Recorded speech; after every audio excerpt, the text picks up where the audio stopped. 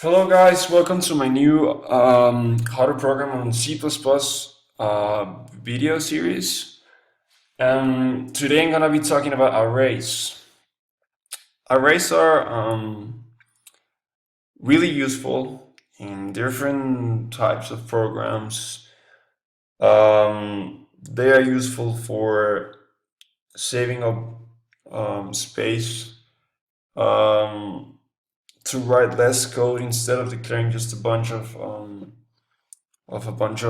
different integers. You declare an array of a certain type that could grow according to the user, and then the user could call a certain value from the array, etc. So what arrays are is a series of elements of the same type placed in a contiguous memory locations that can be individually referenced by adding an index to a unique identifier. And this is kind of a representation of an array. Here I have a full called array, which is of type integer, that has 5 spaces, 5 integers. As you can notice, arrays do start at 0. There's a 0 space for an array. So if you want an array of 5 spaces, you don't write array size 5, you write array size 4, because you go 0, 1, 2, 3, and 4, which is 5. First, you have to initialize an array. But by default, regular arrays of locals code, for example, those declared within a function, are left uninitialized. But the elements in an array can be explicitly initialized to specific values when it is declared by enclosing those initial values in braces, like here, for example. You have this integer type array called foo, which has 5 values inside, which are 16, 2, 77, 40, and this little big number over here. As you can see, I separate every value with a comma, and I finish up with a semicolon, like here. But you could call a value, a memory block from the array.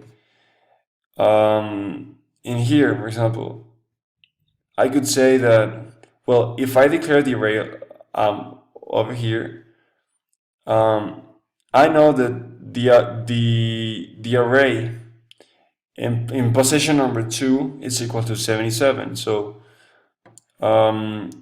if, for example, I declare a variable and I say that foo in position number 2 is equal to x, then I know that in this case, in my array, position number 2 has a 75 in it, so x is going to be equal to 75. I'm going to show you a program that has an array in it.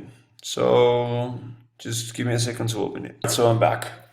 Look, what this program does, it calculates the average of a series of numbers, and then it calculates the standard deviation and some other values. So here, as you can see, I declared my array. It's called list, and it's a float, a type float.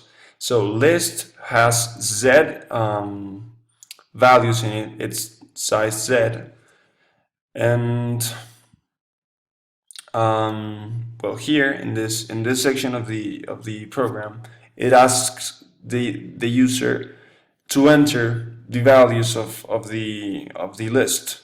So it's gonna see in the value I, which stands for the index number of my for loop here, which is gonna be growing. So first, it's gonna see in the space number 0, the slot number 0 of my list array.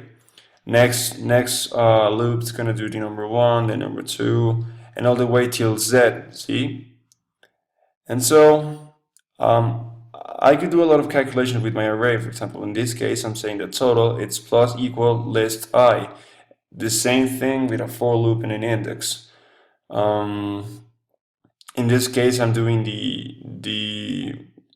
this is the standard deviation here, And again, I'm doing another calculation with my arrays with an index. Basically, you could say, I mean, if you need a specific position of your index inside these little like brackets here, you write which position to calculate or to extract from your array. Or you could do as in the tutorial here, you could pre-declare the whole thing complete with your size and your elements, or you could just leave it open so that the user can enter all your arrays. Another cool thing about these arrays is that they don't have to specifically be of a certain size. They could be as big as the user may want it to be or may need it to be. So that's why you do these sort of things in where you leave it of size Z, and then the user is gonna make it, I mean, big or small, whatever. Um, so let me know if you guys have any questions. It's a quick tutorial, so I can go really deep into it. They can do a lot of things, and you know, it's pretty extensive. But just for the sake of knowing what they are and basic applications, I show you this little thing over here. But well, thanks for watching.